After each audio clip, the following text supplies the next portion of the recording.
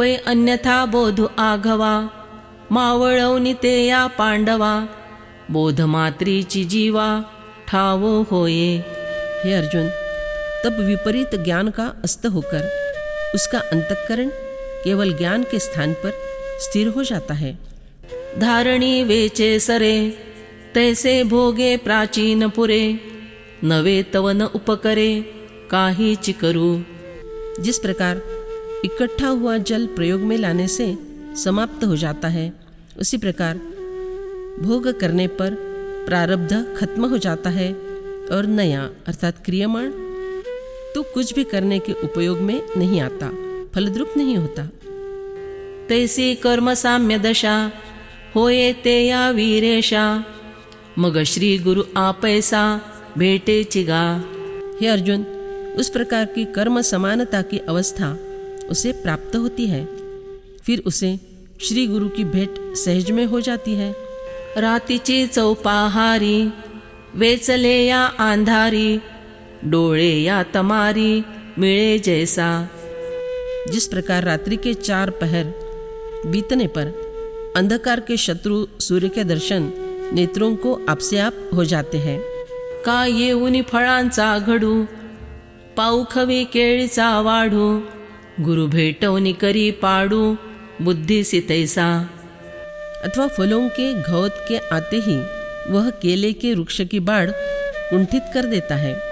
गुरु की भेंट होते ही बुद्धि को उस प्रकार की अवस्था प्राप्त हो जाती है। मग आलंगिला पूर्णिमा, उणीव सांडी चंद्रमा, तैसे होये वीरोत्तमा गुरुकृपातिया। हे अर्जुन, पूर्णिमा ने आलिंगन किया हुआ चंद्रमा जिस प्रकार अपनी अपूर्णता त्याग देता है, उसी प्रकार उस गुरु कृपा से बुद्धि को पूर्णता आ जाती है। तेव्हा अबोध मात्र असे, ते तवतिया कृपा नासे, तेथ रात्री सवे जाये आपैसे, अंधारे जैसे। तब बाकी बचा हुआ अज्ञान वह भी उस गुरु कृपा से नष्ट हो जाता है। फिर वहाँ जिस प्रकार रात्रि के साथ साथ अंधकार भी आप ही आप लुप्त हो जाता है, तैसी अबोधाची एकुसी, कर्म करता कार्य ऐसी, त्रिपुटी असे ते जैसी, गाभिणी मारिली। उसी प्रकार अज्ञान के पेट में जो कर्म करता और कार्य की त्रिपुटी का नाश हो जाता है, जैसे कि कोई गर्भिणी स्त्री पशु मार दी हो। तैसे अबोध नाशा सवे, नासे क्रिया जात आघवे, ऐसे निसमूळ संभवे संन्यासुहा। उसी तरह अज्ञान का नाश होते ही उसके साथ ही साथ समस्त क्रियाकलाप नष्ट हो जाता है। इस तरह से यह संपूर्ण सर्वकर्म संन्यास होना संभव होता है। येणे मूळ ज्ञान संन्यासे, दृश्याचा ठावो जेथ पुसे, तेथ बुझावे ते आपैसे तोची आहे। इस संपूर्ण ज्ञान पूर्वक किए हुए कर्म संन्यास के कारण जहाँ दृश्य का नाम निशान पोंछ दिया जाता है, वहाँ जो जानने की वस्तु है वह ज्ञेय सहज में स्वयं वह पुरुष ही होता है।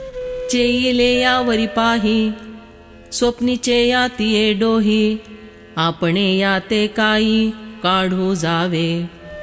देखो न, जागृत होने पर उस स्वप्न में दिखाई पड़ने वाले दह में से क्या खुद को बाहर निकालने के लिए जाना चाहिए? तैमी नेणे आता जाणे न, हे सरले ते याचे स्वप्न, जाला ज्ञातृज्ञेय विहीन चिदाकाश जो। तब उसका यह स्वप्न भी खत्म हो गया कि मैं पहले अपना स्वरूप नहीं जानता था और अब जान लूँगा।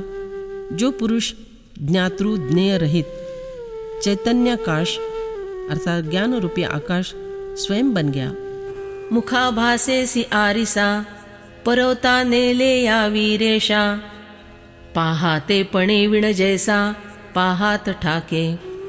हे अर्जुन, प्रतिबिंब सहित दर्पण दूर हटाने पर देखनापन के बिना देखने वाला देखता रहता है।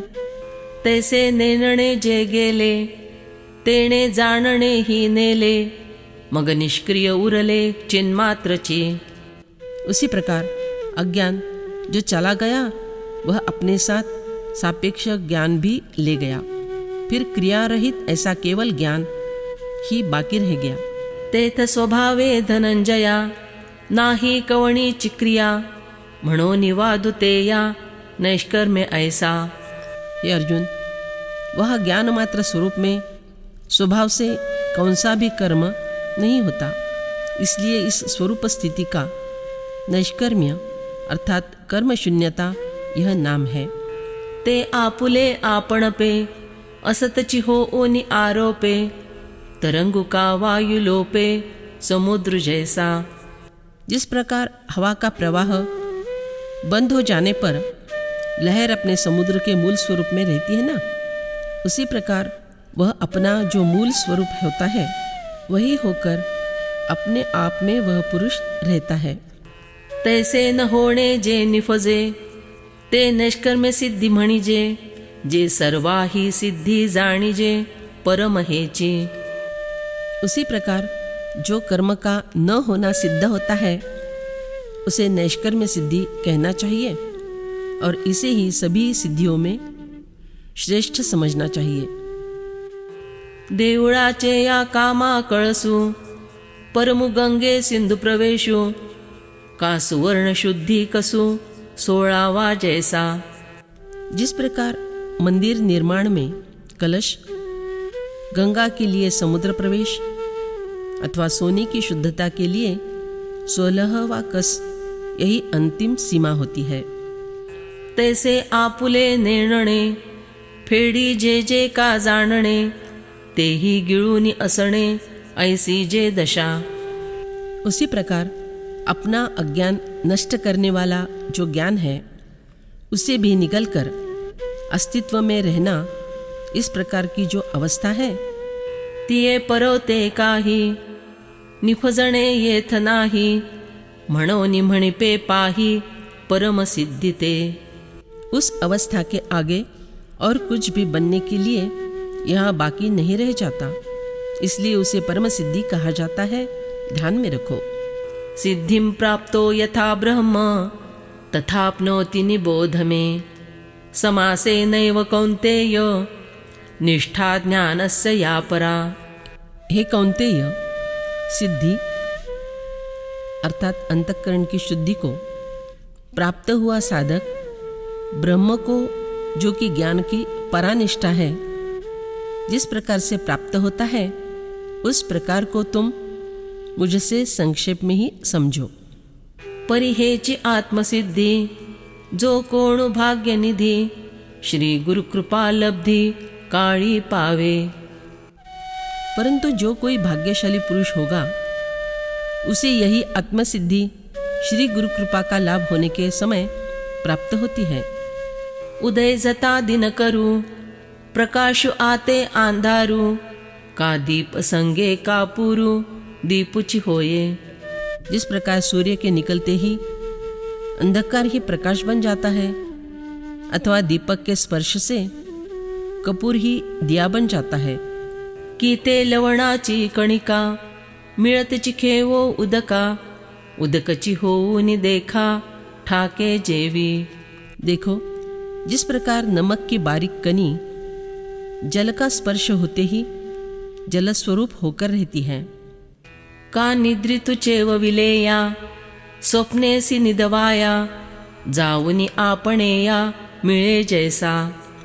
अथवा सोए हुए मनुष्य को जाग उठाने पर स्वप्न के साथ साथ नींद भी व्यर्थ हो जाती है और वह मनुष्य जिस प्रकार अपनी जागृत अवस्था के स्वरूप से जा मिलता है। तैसी जेया कोणाचे निदैवे गुरुवाक्य श्रवणाची सवे द्वैत गिळूनी विसंवे आपणापे वृत्ती। ठीक उसी प्रकार गुरु उपदेश के महावाक्य का श्रवण करते ही जिस किसी के दैव योग से द्वैत भाव का निराश होकर उसकी बुद्धि आत्मस्वरूप में विश्राम पा लेती है। ते यासी मग करणे हे बोली जैल कवणे आकाशा येणे जाणे आहे काई। फिर यह किससे कहा जाएगा कि उस पुरुष के लिए अभी और भी कुछ कर्तव्य बाकी रह गया है। आकाश के लिए क्या कभी कहीं आने जाने का काम होता है? म्हणून ते यासी काही त्रिशुद्धी करणे नाही, परी ऐसे जरी काही नोहे जेया। इसलिए उस पुरुष के लिए निश्चय पूर्वक और कुछ करने का काम बाकी नहीं रह जाता है, परंतु जिसके संबंध में यदि ऐसा कुछ न होता हो, अर्थात काना मनाची ये भेटी सरिसाच पै किरीटी, वस्तु हो उनी न उठी कोणी एकुजो। हे अर्जुन, देखो, कान से सुना हुआ गुरुवचन मन से जा भिड़ने पर भी कोई भी व्यक्ति ब्रह्म वस्तु रूप होकर न उठे। एरवी स्वधर्माचे निवन्ही काम्य निषिद्धांचे या इंधनी, रजतमे किरदोनी जाळिली आधी। वास्तव में उसने तो स्वधर्म रूप अग्नि में काम्य और निषिद्ध कर्मों का ईंधन डालकर रजोगुण और तमोगुण ये दोनों पूरी तरह पहले ही जला डाले हुए होते हैं। पुत्रवित्त परलोको एयाती हीचा अभिलाखो, घरीची होये पाईको हेही जाले। पुत्र, वित्त और परलोक, इन तीनों की कामना घर की ही दासी बन जाती है, अर्थात कामना उसके वश में रहती है। यह बात भी हो गई। इंद्रिये सैरा पदार्थी रिगता विटाळली होती, तिये प्रत्याहार तीर्थी न्हाणिली किर। इंद्रियां स्वैरता से विषयों में घुसकर अपवित्र बनी हुई थी, उन्हें प्रत्याहार रूपी तीर्थ में नहलाकर पवित्र कर दिया। आणि स्वकर्माचे फळ ईश्वरी अर्पवनी बळ, घेऊन केले अढळ वैराग्य पद। और अपने विहित कर्म का फल ईश्वर को अर्पण करके बड़ी हिम्मत से वैराग्य पद स्थिर कर लिया। ऐसी आत्मसाक्षात्कारी लाभे ज्ञानाची उजिरी, ते सामग्री कीरपुरी मेळविली। उसने वह समस्त सामग्री सच में इकट्ठी कर ली होती है जिसकी आत्म साक्षात्कार के समय ज्ञानोत्कर्ष के लिए आवश्यकता होती है। आणि तियेची समयी सद्गुरु भेटले पाही, मग चित्ती ही हो काही राखी जेचिना। और देखो कि उसी अवसर पर यदि सद्गुरु से भेंट हो जाए तो फिर चित्त में जो कुछ प्रश्न या संदेह होगा उसे कुछ भी बचाए रखे बिना बाहर निकाल देता है, चित्त शुद्ध कर लेता है। परी औषध घेत खेवो, काही लाभे आपुला थावो, की उदय जता दिवो मध्यान्ह होये। परंतु क्या कभी ऐसा हुआ है कि औषध सेवन करते ही अपना मूल का स्वास्थ्य प्राप्त हो गया हो, अथवा सूरज निकलते ही क्या कभी मध्यान्ह हो सकता है? सुक्षेत्र आणि वोलवटे, बीज ही पेरिले गोमटे, तरी अलोट फळ भेटे वेळे पैगा। अरे, यदि तर और काश्तकारी की उपजाऊ जमीन हो तथा उसमें उत्तम किस्म के बीज बोए जाए तो उत्तम फसल पैदा होगी, पर वह भी उचित समय आने पर। जोडला मार्ग प्रांजळू, मीनला सुसंगाचाही मेळू, तरी पाविजे वाचून वेळू लागे चिकी। यदि सुगम मार्ग मिल गया हो, अच्छे असामी की संगति का मौका भी मिल गया हो, तो मुकाम तक पहुंच ही सकते हैं, परंतु उसके पहले कुछ समय तो लगेगा ही ना। तैसा वैराग्यला भुजाला, वरी सद्गुरु भेटला, जीवी अंकुर फुटला विवेकाचा।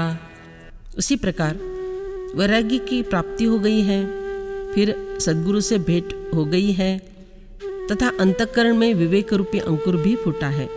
तेणे ब्रह्म एक आथी, येर आघवेची भ्रांती, हे किर प्रतीति गाठी केली।